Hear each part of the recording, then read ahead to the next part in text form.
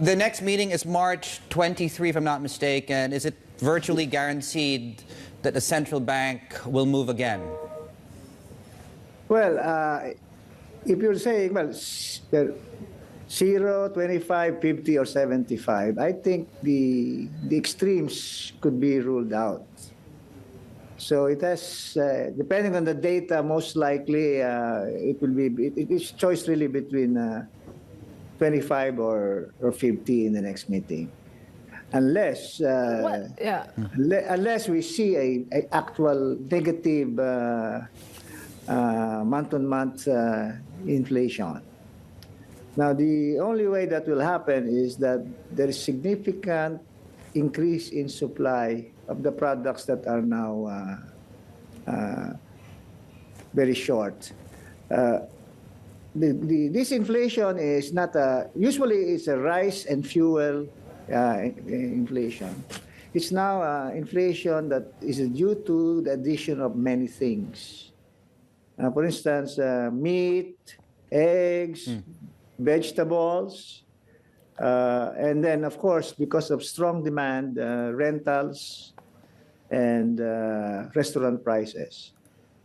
And inflation that we forecasted for year-on-year inflation that we forecasted was 7.9. What turned out was 8.7. So that's quite a bit of a surprise. Yeah. And we're seeing that we may have what's called second-order effects. The prices of services are also beginning to rise, despite the fact that the shortages are limited to food. So we are seeing private sector forecast of inflation rising, and I think 25 basis points would have been considered too dovish.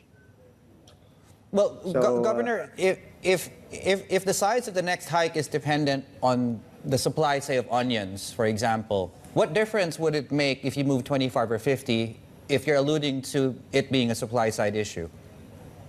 Well, as I said, there are also there's also some demand side issues, rentals and restaurant prices. And we're beginning to see the inflation for services rise also.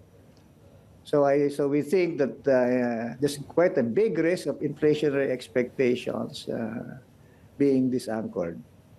So from our point of view, there are two mistakes that we can make. One is raise too much, and the other raise too little. If we raise too much, it's so easy to correct in future policy meetings. If we raise too little, inflationary expectations could be disanchored, and that will be very hard to reverse.